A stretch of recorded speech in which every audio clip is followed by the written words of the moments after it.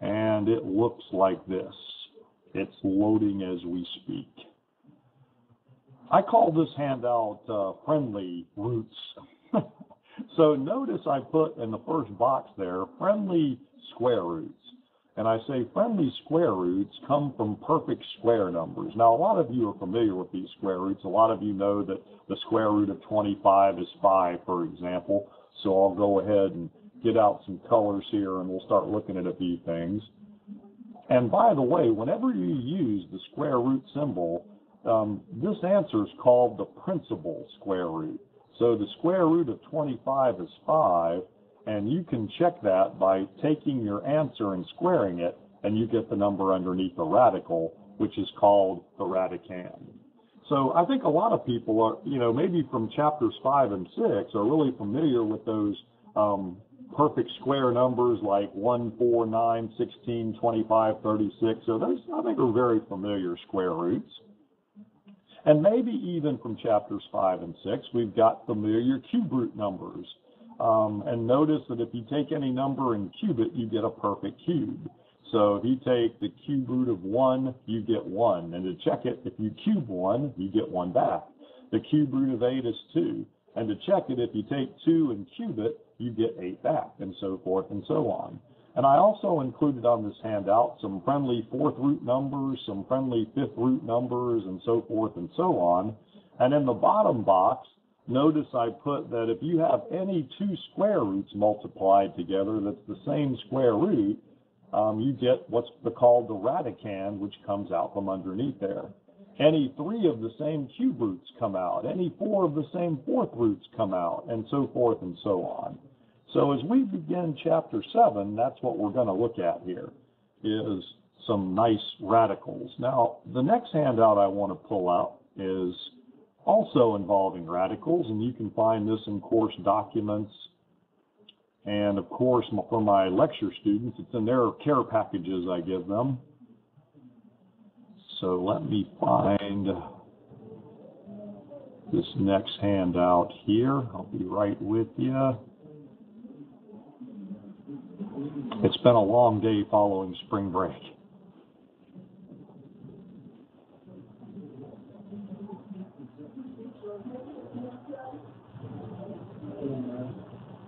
Here we go.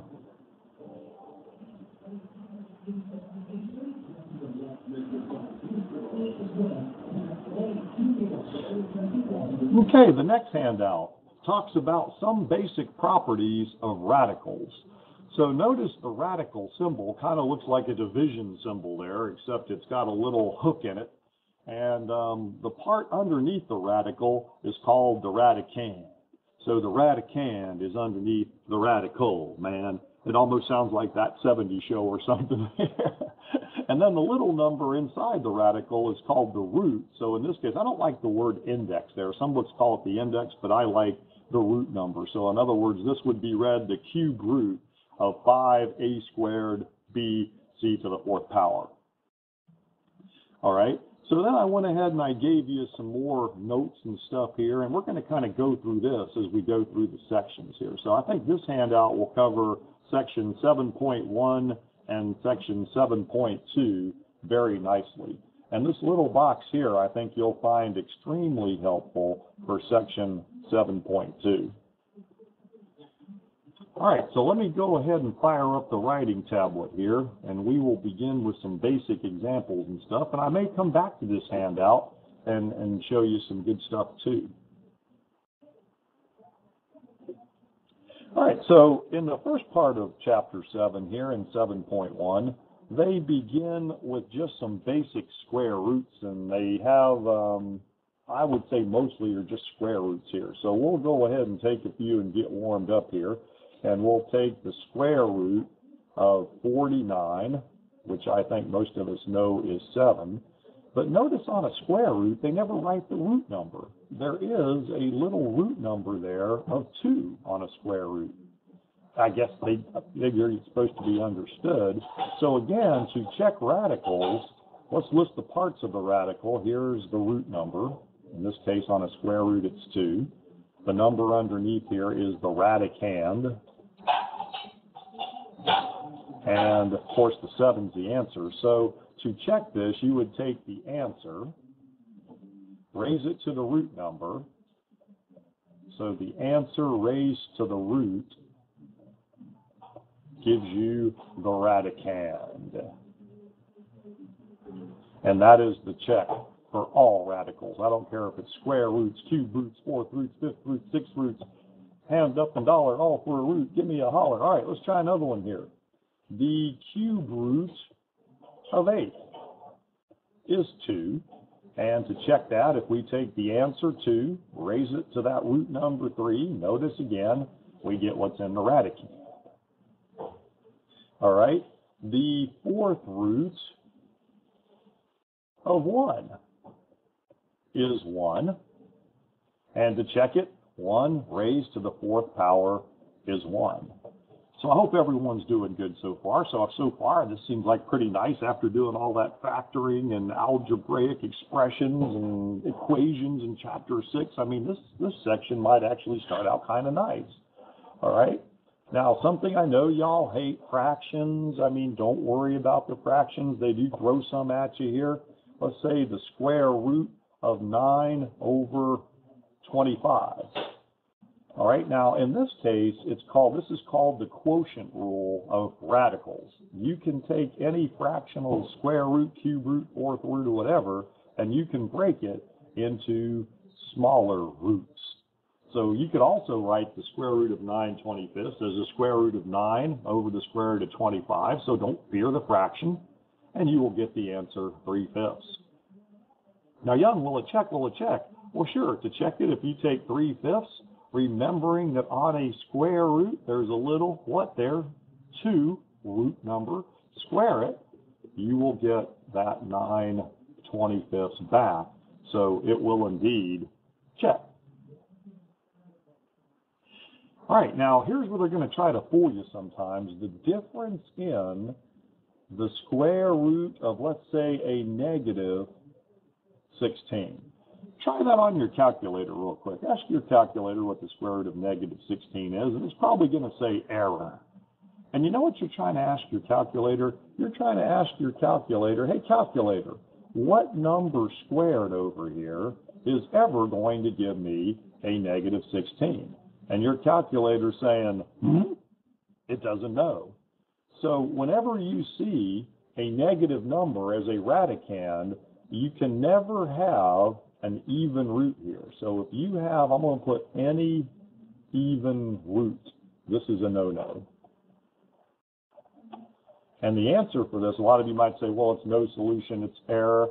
You know what your textbook puts it, and this is for something we're going to do later on, it just simply writes, whenever you have something like this, not a real number. So in other words, we could not put this number on the number line with fractions, decimals, whole numbers, integers, positive, negatives, whatever. This is not a real number, and we will discuss what type of number it is in later sections, so I know y'all can't wait. But, ladies and gentlemen, what if we have the cube root of negative 64?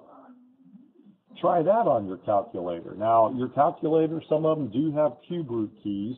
Some of them have a key that looks like this, if you can find it on your calculator. I'll kind of go out here to the right, and it'll just have an X root button like that. Now, to enter this cube root of negative 64 using this button, here's what you would do. You would put 3, hit that button, so this X root thing comes up. So it's really taking the 3, and it's putting it in for the root number. Okay, and then just type in negative 64 on your calculator, and lo and behold, you should get an answer on this. It won't say error or something like that. Now, will it check, Young?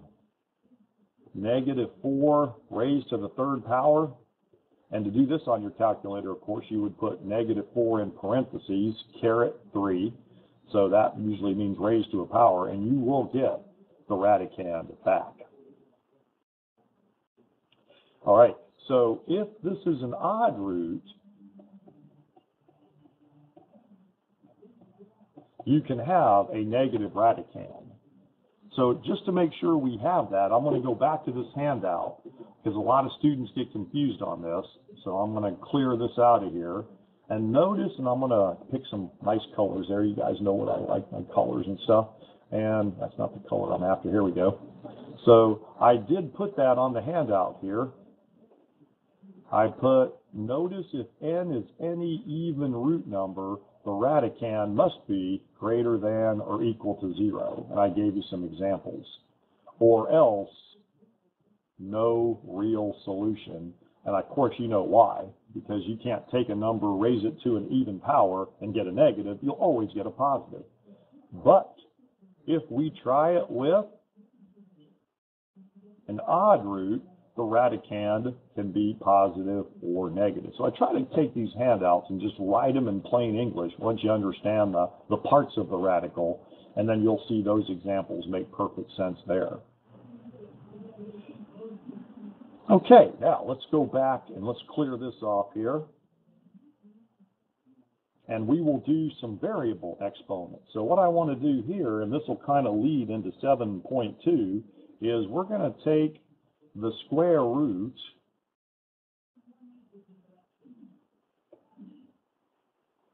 of x squared, which would be x. All right, so I just want to start leaning away here. I'm just going to kind of put that little 2 number in here, and I want to see if y'all see a little relationship here. The square root of y to the 4th power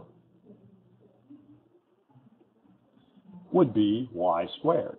Now, would that check? Well, sure. I mean, if you took y squared and you raised it to that root number of 2, remember power rules from last chapters?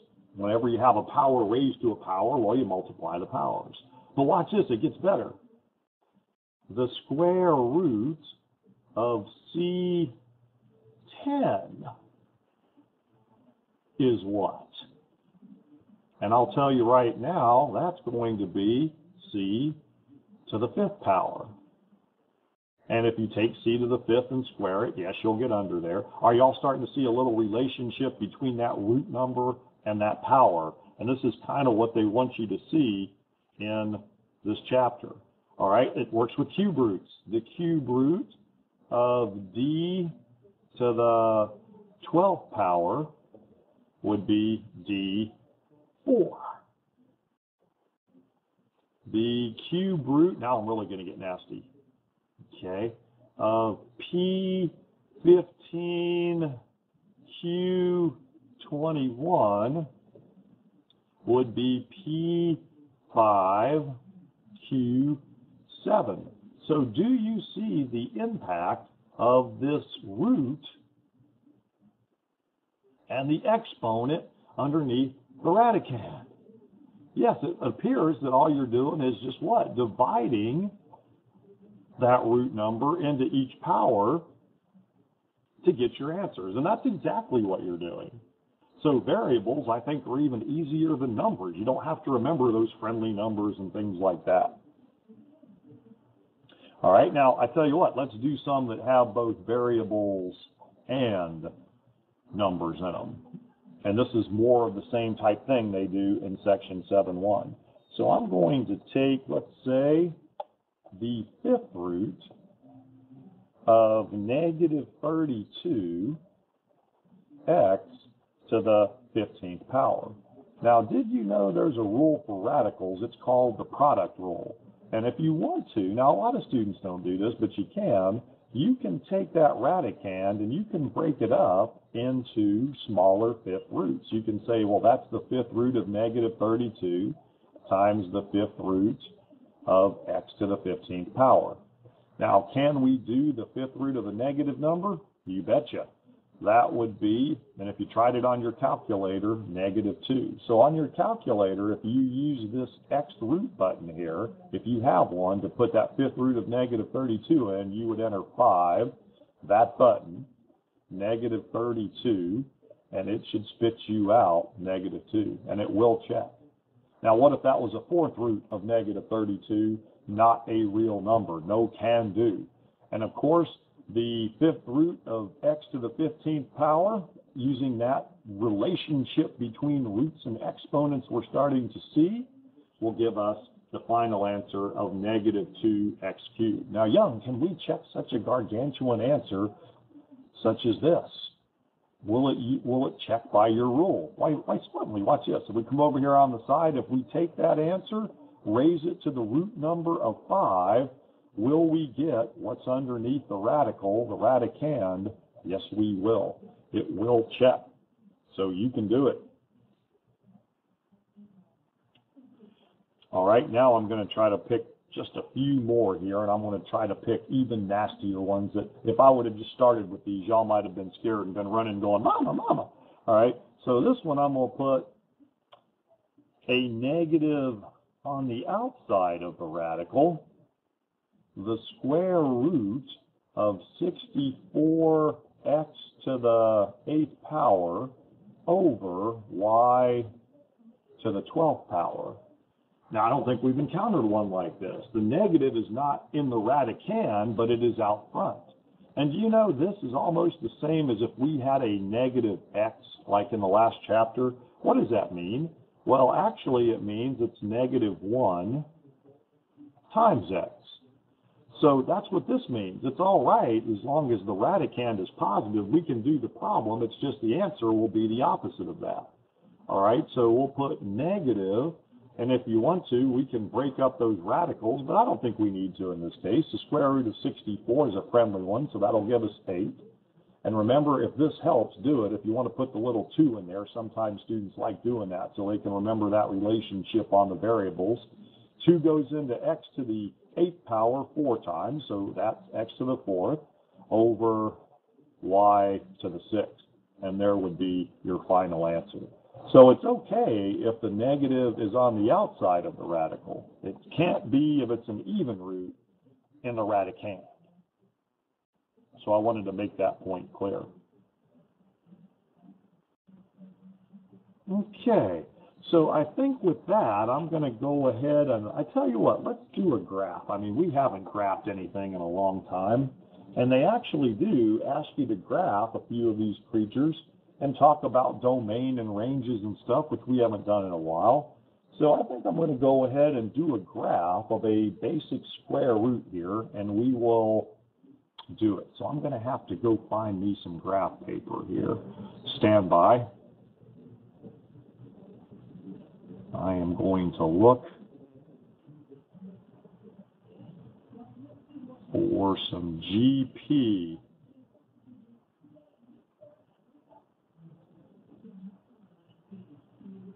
All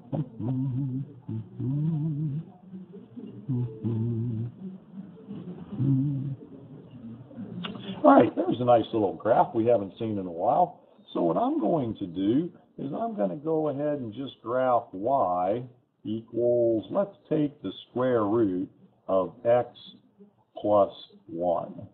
And we will try to graph this on the graph, and we'll talk about domain and range. And this is good exam review here.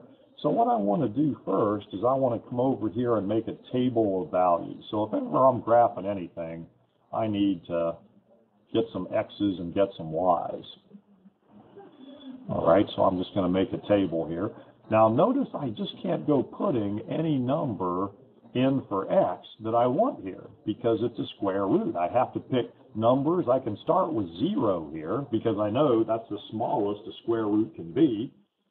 So if I put 0 in for x, y will be the square root of 0 plus 1, so y will come out 1. I'll kind of do it there on the side.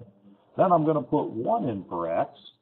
I'll get the square root of 1 plus 1, because remember, I'm up here plugging the x values in right above here, and I will get y is 2. So let me plot these points here. 0, 1 is here. 1, 2, buckle my shoe, is here. Now, let's get a few more points. Now, do y'all know what the next point I'm plugging in for x?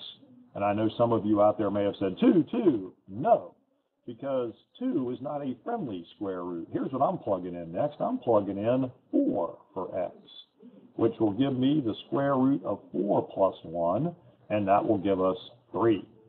So let's plot that point, 4, 3.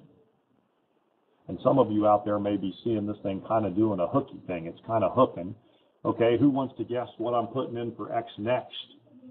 5, no. 6, no. Why not, Young? Now, you could put 2 in for x, and you can do it on your calculator, and it would give you a decimal answer, because numbers that aren't perfect squares are called irrational numbers. I mean, they will go on forever. So the next root I want to put in here is, let's put in 9. And that will give us the square root of 9 plus 1, and that will give us 4 for y. So I think I'm getting out here now where you can see the tendency of this graph, and I'll plot that point. So what I want to do now is just go ahead and connect the dots, and this is what most square root graphs tend to look like. They kind of just start at one point and hook off in one direction. And depending on how they, label the signs and stuff, it could go this way, it could go left, it could go down, but it'll still have that general look. All right, now if we want to talk domain and range, which we haven't talked about in a while, the domain is talking about the x values. So notice here at this point, I'm going to label this point as 0, 1. It starts at x on 0 and shoots right to positive infinity. And you know why I'm putting the bracket on 0? It includes 0. And y'all remember why from chapter 3 this graph is a function. See, so we're getting some function stuff in here. It passes the vertical line test, and all the x values will differ. Each different x will correspond to exactly one y. The range, the y values, if you look at that graph, start not at 0, but at 1 on y, and kind of angle up toward infinity. See, so the y values begin at 1 and go upwards. So that would be the range in that one. So they may ask you to pick some points and so forth and graph some of these creatures. And don't be afraid. I mean, just get some values that you know that will work and won't make things not a real number and so forth. And I think you'll be okay.